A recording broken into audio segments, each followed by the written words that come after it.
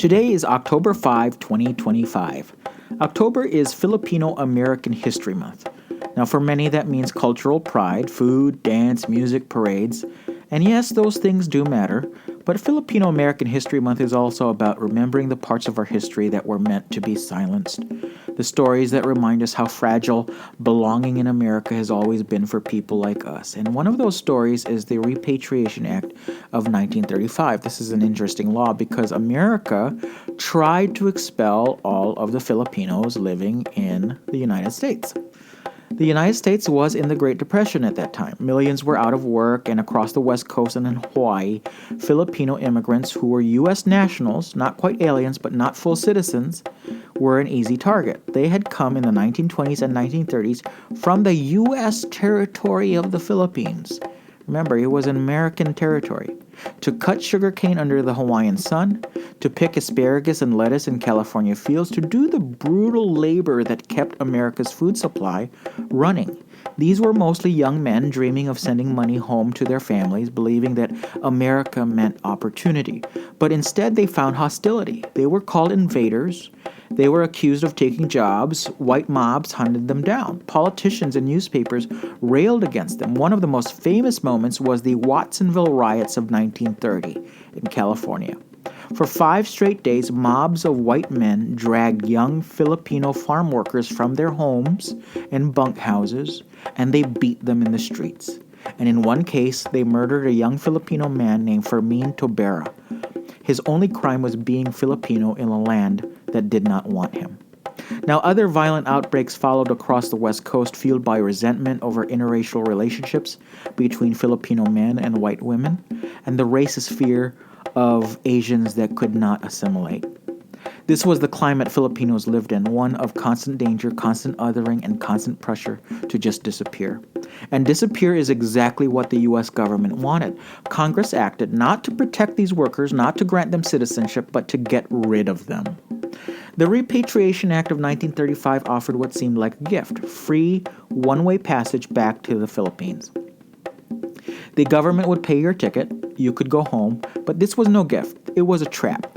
Because under the Tidings-McDuffie Act, another law, Filipino immigration to the United States had just been capped at 50 people per year. Believe it or not, they capped immigration from the Philippines to 50 people per year. If you left, you almost certainly could never return. You were gone. Your American life ended at the dock. It was deportation without calling it deportation. It was exclusion disguised as kindness. Thousands accepted, pressured by poverty, racism, and fear. Entire communities shrank. Families were split across oceans. Filipino American history was pushed back, cut down, and diminished. And this is where my family story meets the larger story. Because my great-grandfather was given this option. He was told he could take the ticket and leave. He was told that if he stayed, life in America would be harder, crueler, narrower. He had to choose between erasure and endurance, and he stayed. I am glad he stayed. If he had taken that so-called offer of repatriation, I would not be here today. My life in Chicago, my service in the Presbyterian Church, my voices telling this story, all the friends I made, it would all be gone, erased with a single decision. My great-grandfather's choice to resist, to plant himself in hostile soil, is the reason I am here, and his courage is my inheritance. That is why Filipino American History Month matters. Because history is not just in textbooks. It lives in families. It lives in bloodlines. It lives in choices made under impossible conditions. And when we tell these stories, we remind the world that we did not disappear, even when they wanted us to go. But the story does not end in 1935 because if you turn on the news, it is happening again. Today in 2025, ICE is raiding communities across the United States. Under the xenophobic agenda of the second Trump administration and congressional Republicans, immigrants once again live in fear. People vanish from jobs. Children come home to empty houses. Families are torn apart in the middle of the night. And once again, the same tired arguments are being used. Immigrants are taking the jobs. Immigrants are draining the resources. Immigrants do not belong. It is the same scapegoating cycle.